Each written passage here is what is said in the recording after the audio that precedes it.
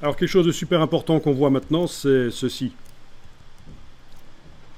Modifier les marges et faire en sorte que les blocs se redimensionnent sur toutes les pages.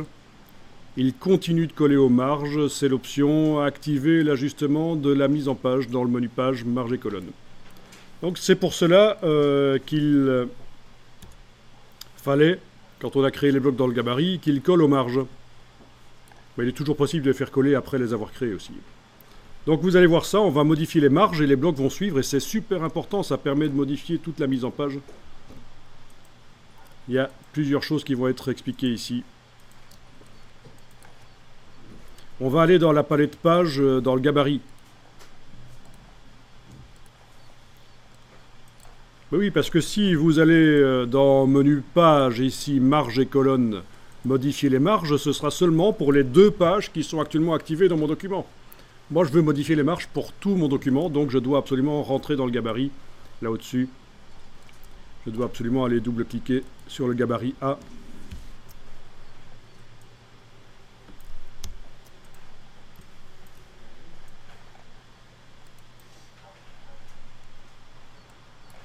Je repasse en affichage normal. Donc il faut que j'active les 2 pages du gabarit. Je vais modifier leur marge aux 2 pages. Clic, majuscule, clic.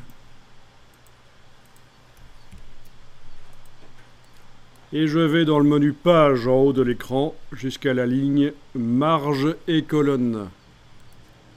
Donc pour les 2 pages que j'ai activées par clic, majuscule, clic, les pages du gabarit, je vais modifier les marges et colonnes. Vous devez absolument activer ceci. Sinon, quand vous allez modifier les marges, qu'est-ce qui va se passer? Mais les blocs ne suivent pas. Vous voyez les marges, là je suis en train de les modifier. Les blocs restent en place. C'est pas bon. J'annule. Je reviens dans page marge et colonne. Je n'oublie pas, avant de modifier les valeurs qui sont là, d'activer ça. Et quand vous modifiez les marges, qu'est-ce qui se passe? Eh bien, les blocs bougent. Bon, les gouttières augmentent parce que les marges intérieures des blocs restent les mêmes. Ok. Donc on avait 12,7 au départ. Hein. C'était les marges par défaut. Donc ce que je vais vous demander de faire ici, c'est simplement de modifier dans un premier temps les marges du haut et du bas. Parce que clairement, on n'a pas assez d'espace au-dessus du texte et en dessous sur les pages du document. C'est pas beau, ça respire pas. Donc on va casser la chaîne ici. On va augmenter ici, avec la touche majuscule, j'augmente à 20 par exemple. En bas aussi, de tête, de pied, voilà, j'augmente.